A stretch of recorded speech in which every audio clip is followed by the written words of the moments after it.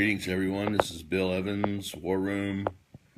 I wouldn't say this is boots on the ground. I'm not Joe Salant, but wanted to give you an update and respond to a few inquiries. I had about an hour-long Facebook Messenger video chat today with Sunday Adelaja from Kiev, Ukraine.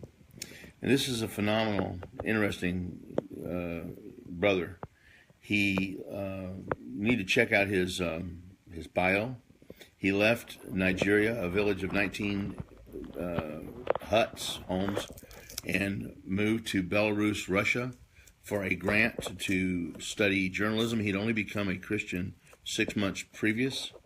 He moved to Russia with only his Bible. That's all he's had no theological training, and he began serving the Lord and ultimately planted a fellowship which has grown to over 30,000 members, the largest Christian evangelical assembly in Europe, in Kiev, Ukraine. And he told me that after he built this megachurch, he realized you couldn't reach a nation with a megachurch. And so they split it up into 400 different groups. Now, he said the Lord has called him to move on, to leave it all behind, and to move back to Nigeria, because that the Christianity of Africa is animistic, syncretistic, pagan/Christianity, and he has begun to take on the ministry industrial complex, if you will, of Africa, and has been on the receiving end of their accusations and their slanderous charges and things like that. What's really interesting is that Sunday has never read or heard of, hi Alexandra, it's my daughter, has never heard of R.J. Rushdoony, Greg Bonson, Gary North, had never heard of the term Christian Reconstructionist. And so when I directed him to Reconstructionist Radio, and he was just amazed. This is a guy who is known all over the world. He's written over 30 books in English. I think over 30 books. His goal is to write 1,000 books. But on his daily call-in programs on YouTube, he gets calls from Korea and Myanmar and Hong Kong and Singapore and South Africa and Brazil and everywhere in the world. So he's well known. And yet he did all of this with no theological training. And his emphasis is on not building your church, but building the kingdom. In fact, when people ask him about when will Jesus return, he said, it will be a long time. Now get out of your church and go do something to build the kingdom. So this brother is intuitively, he just really a work of the Holy Spirit. It brought him to see these things, that the way you lead is by serving. He said the key to building to ministry is stewardship. He said the more people you serve, that's leadership, relationship, and leadership. And by leadership, he's not talking about people who have degrees or who have the pedigrees, but people who have their hands to the plow. So this man is a thoroughly kingdom-driven brother in Christ. And happy to announce that we have received permission to narrate 3 of his most recent publications, Church Shift, which he wrote in response to his visit to the United States in 2006, when all the big pastors and all the big ministries, Bill Bright brought him over here of Campus Crusade, and they wanted to basically, they were trying to hitch their wagon to his cart, to his mule. He was producing big results, and he said he was really disappointed and disillusioned because he had always heard great things of the United States, and he came here and realized that most of the pastors merely wanted to build up their congregations, acquire more real estate, get more members, and build big bank accounts. They were not interested in extending Christ's kingdom. And so this man talks like a postmillennialist. He talks like a theonomist. He's not a self-conscious Calvinist. He's not reformed in his theology necessarily, but he's just there's some inconsistencies there. But this brother is powerful in the Spirit. In their fellowship, they have had people cured of incurable diseases.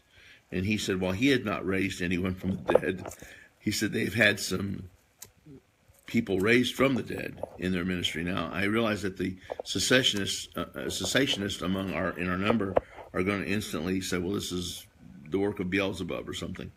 But in talking to this guy, he's completely humble.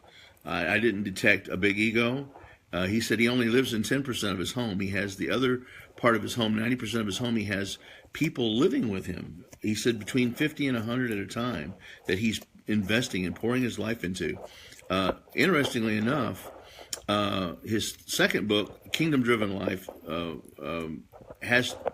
it's more of a general book, but it's full of principles that when you read them, you'll think, how did he arrive at these? Because he doesn't reason in a theologically erudite way, but then he reaches all these really amazing kingdom-driven conclusions. And the message I would say is that for many of our Reformed brethren, they would say, if you ask them, what are the keys of the kingdom?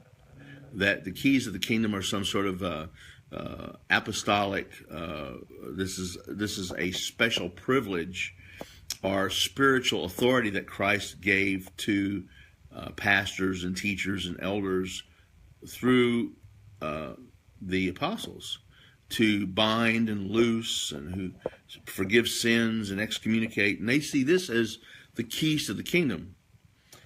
What Adelaja would say, and what I'm more and more realizing, is that if you were asking someone, well, what are the keys to a successful relationship, or what are the keys to being a successful business owner, or what are the keys to building a fortune? Well, these are principles that, if applied diligently and assiduously, then they will yield certain results. And so I think what Sunday Adelaja would say is that the kingdom principles that he outlines in his book, Kingdom Driven Life, and he said he wrote this in response to Rick Warren's book. When he came to the United States, he met Rick Warren. He read the book, Purpose Driven Life. He said he couldn't get through it all because it was so man-centered. It just nauseated him. And so he went back to Ukraine and wrote a book called The Kingdom Driven Life that would be Christ-centered. And then the third book is Money Doesn't Make You Rich. Now, what's interesting about Brother Sunday's testimony is that when he moved to Russia, he became a millionaire in about 9 months. He amassed effectively what amounted to a net worth of $1 million U.S. in about 9 months.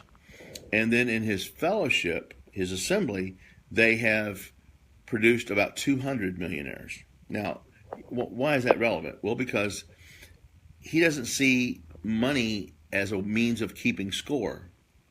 He sees money as a tool of dominion, and that the only value of money is what you can do with it to extend Christ's kingdom.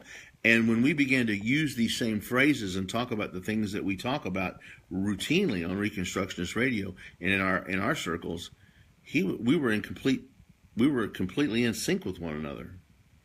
So he was very, very excited about us narrating, audio narrating these three books, Church Shift, The Kingdom Driven Life, and Money Doesn't Make You or Won't Make You Rich. And I don't know who was more excited, him or me. Now, the other thing is that this is a brother who pastors the largest Christian assembly on the European continent, 30,000 people. He's met world leaders all over the world. He's spoken in front of the United Nations. He's opened the prayers in the U.S. Senate. And yet he took a phone call from an American truck driver. This man is sold out for Jesus Christ. And so I think the church needs to hear what he's saying. And what was so exciting is that he was really eager to start listening to Acts to the Root podcasts. He said, what should I start with? And I said, well, anything in our audio archive is good by Rush Jr. North in particular. But I really encourage you to listen to Acts to the Root. I said, I hope you listen to the War Room, but I really encourage you, first importance, because Bozhidar is from Bulgaria and the head of Bulgarian Reformation Ministry. He said, well, we have people in Bulgaria. How can we link up with Mr. Marinov's associates there? And so this is pray for this man, pray for this strategic alliance. I believe that this really has the opportunity, have the potential to create some synergy and some associations that could really be helpful. And I explained to him that Bozhidar and these brothers from Chalcedon and American Vision, all that, these are people who he's already laying the axe to the root. He's already doing what we talk about, what we write books about. But I said, this is a brother, and I gave him a little bit about Bozhidar's bio, and he was so excited. And I said, now this is a brother who can help sharpen your blade. You already have a blade. You're already using it. You're laying the axe to the root. But Bozhidar and these other men have laid the foundation intellectually for building Christian civilization in Eastern Europe, and he's so excited about this. So he's going to be returning to Africa, and hopefully this will be the beginning of a long relationship with this brother and those who are following him. He's all about training up and equipping. He said he sees his role as a ladder that you lean against the wall and others climb up you to scale the walls. So this brother is a good brother. I encourage you to order the 3 books on Amazon. We're going, and he's very excited. I have plans already now to try, Lord willing, to get Spanish versions of these books and get them audio narrated.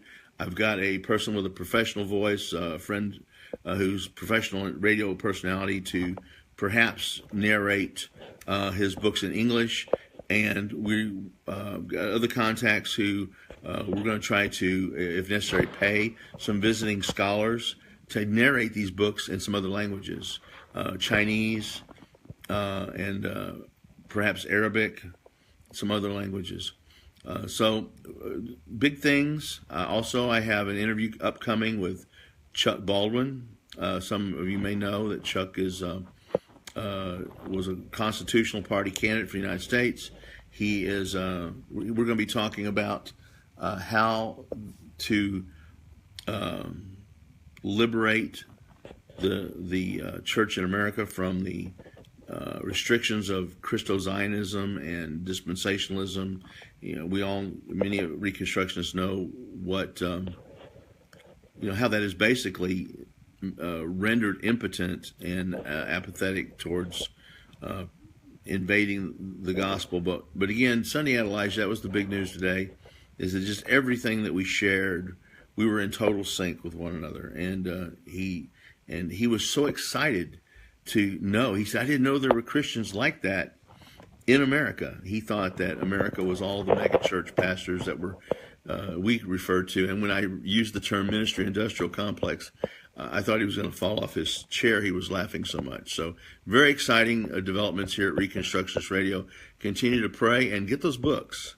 And again, they're not going to scratch your itch if you're looking for theological, erudite precision and deep mysteries. But I do believe that what he expresses, what he keys in on, like Bozhidar often does in his Acts to the Root, he sees things that are hidden in plain view. And then at the end of every chapter, he'll list the various kingdom principles, kingdom building principles that he's discussed. So hope you will get those books. Pray for this brother. He is still fighting some slanderous charges in Ukraine. He has enemies, and I asked him. I said, in terms of what he's gone through, how he's his journey, and he talks about persecution and slander and attacks from not only those outside the body, but those presumably inside the body, those who don't like the fact that he is attacking the MIC, and that he is not having any of their foolishness. And so as a result of that, he's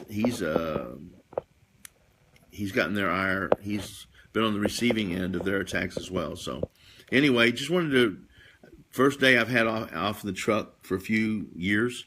I'm down here in Destin, Florida, visiting my lovely daughter, Alexandria, and Ruger is with my buddy, and which is maybe a little bit of separation anxiety for me. But anyway, just thought I'd check in. First time I've done this. I'm not Russell Hunter, so it won't be. I'm not as attractive, and it won't be as entertaining. But love y'all. Over and out.